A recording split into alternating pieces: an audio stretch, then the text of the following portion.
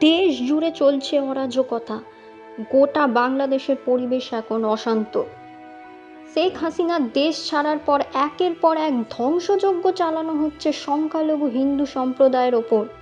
একের পর এক হিন্দু মন্দির জ্বালিয়ে দেওয়া হচ্ছে, বাড়িঘর ভাঙচুর করা হচ্ছে, এমনকি হুমকি ও শাসানি দিয়ে তাদের দেশ ছাড়তে রীতিমতো বাধ্য করা হচ্ছে। বাংলাদেশের ইসকন মন্দিরে, জগন্নাথ মন্দিরে আগুন দেয়া হয়েছে। কিসের এত জনরোষ হিন্দুদের প্রতি? শুধু হিন্দু বলেই কি টার্গেট করা হচ্ছে? গতকাল থেকে আমরা দেখে আসছি বাংলাদেশে অবাধে চলছে হত্যালীলা। খুন করে লাশ ঝুলিয়ে দেওয়া হচ্ছে সেতু থেকে। হিন্দুদের বাড়ি ঘরদোর রীতিমতো ভাঙচুর ও আগুন দেওয়া হচ্ছে।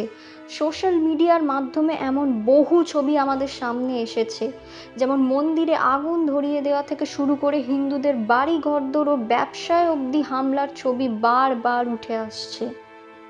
বাংলাদেশে সরকারি চাকরির ক্ষেত্রে কোটা পদ্ধতির প্রতিবাদ হিসেবে যে আন্দোলন শুরু হয়েছিল, তা এখন সারা দেশে শুধুই লুটপাট আর দাঙ্গায় পরিণত হয়েছে।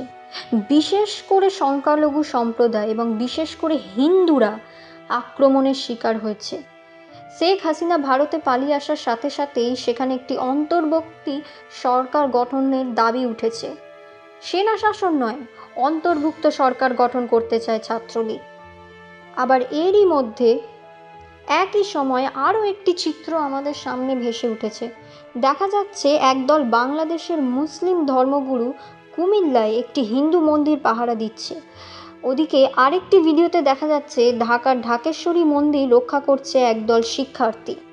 বাংলাদেশের ডেইলি স্টারের একটি প্রতিবেদনে বলা হয়েছে যে সোমবার অন্ততপক্ষে ২৭টি জেলায় হিন্দুদের বাড়িঘর ও ব্যবসা প্রতিষ্ঠানের ওপর হামলা করা হয়েছে এবং তাদের মূল্যবান জিনিসপত্র লুট করা হয়েছে।